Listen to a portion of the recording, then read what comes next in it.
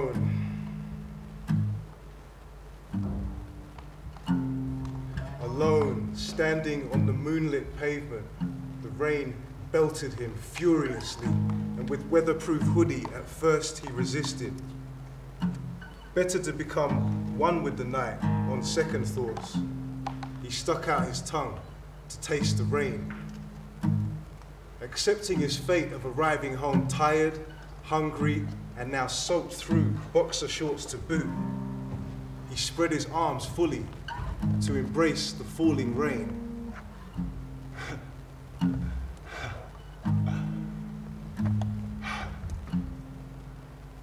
As if to hug the sky with wide stretched open palms.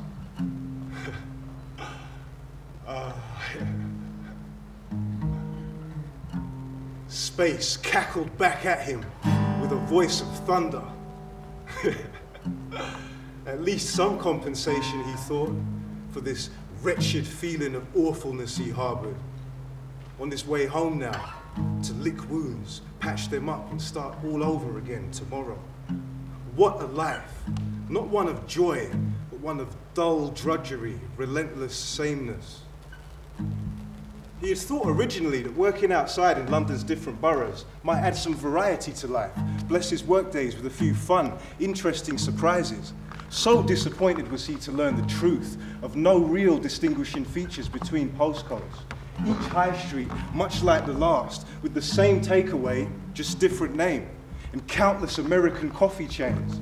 Same look on people's faces of subdued disdain, this pseudo-excitement, coupled with the feeling of going nowhere, made life at times a living nightmare. I mean, how could he look forward keenly to the future when the only future he saw was a continuation of the present? This blandness posing as life, or life imitating bad art. Constantly told to improve, encouraged to be better, as if he never at any point in his apparently inadequate life was ever good enough.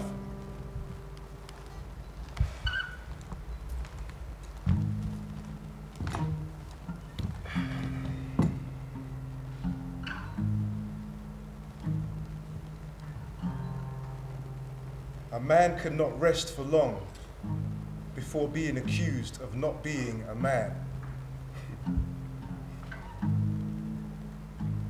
Berated for not being a real man.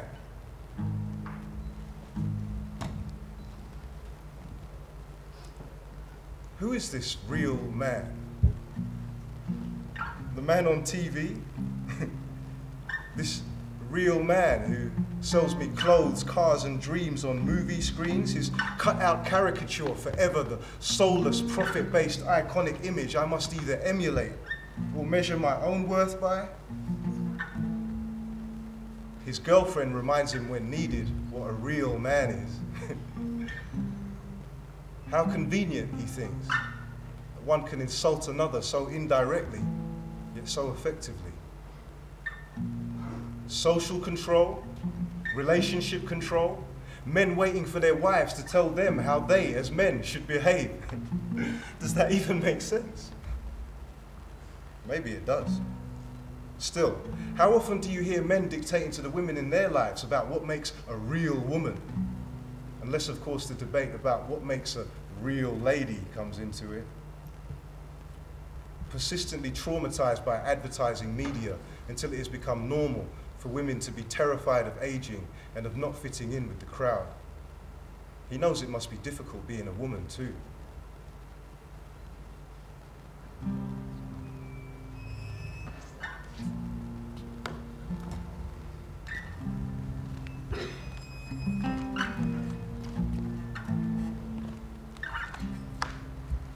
He stands alone on the cold, damp pavement, wet and waiting for the bus that still hasn't come yet.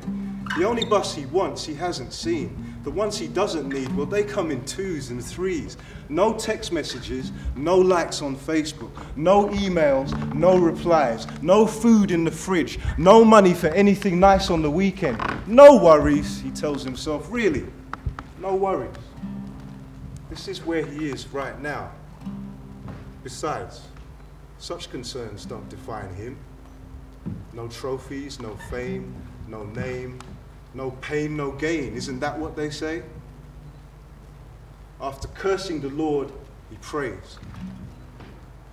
He takes 2 steps forward today and 3 steps back on the next, vexed and stuck in a rut of his own rutting with no one available to blame. His severe self-analysis strikes a major chord deep within,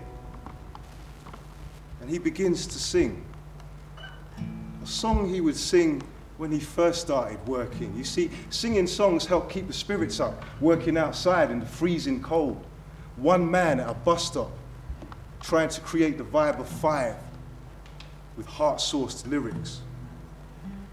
Sing a song of brown bottles when he gets home. Wise? Don't leave it to fester, he hears, like the rings on the table under yesterday's beers.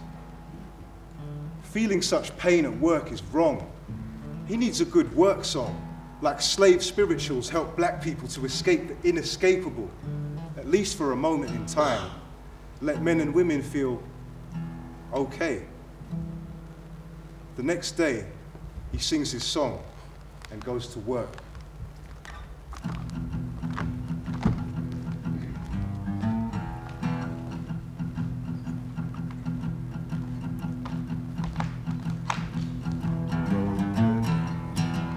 Well, I'm so tired of crying, but I'm out on the road again. I'm on the road again. I said I'm so tired of crying, but I'm out on the road again. I'm on the road again. I ain't got no woman just to call my special friend.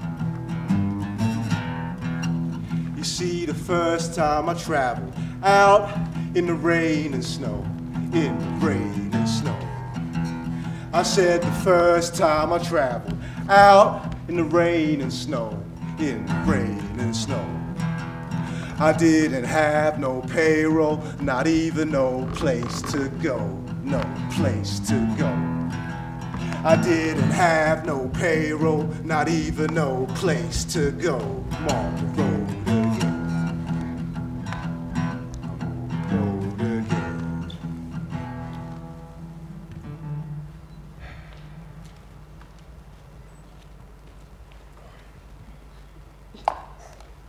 Without my coffee, I'm sloppy.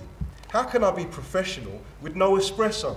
Latte too milky, silky, but it kills me.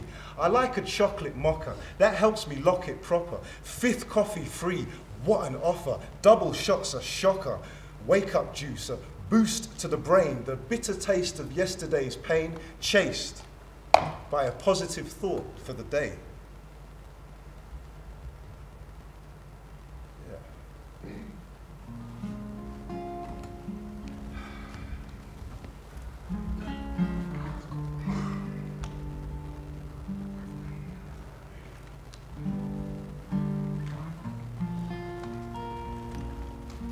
It felt much like any other morning the day it happened. Grey skies emasculated the sun, unable to assert its authority in the sky.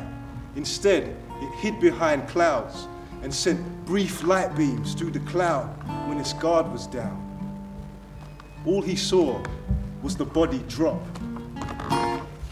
The hands of the few people nearby swung up to express the disbelief in their eyes. Couldn't be happening, could it? Like what you see on TV, crime scenes with police screaming, move back, to friends of the recently deceased who don't know what emotion they're feeling, nor what emotion they should be feeling right now. The harmonies, not harmonious, but more like the most tragic part of an opera with the haunting backing vocals.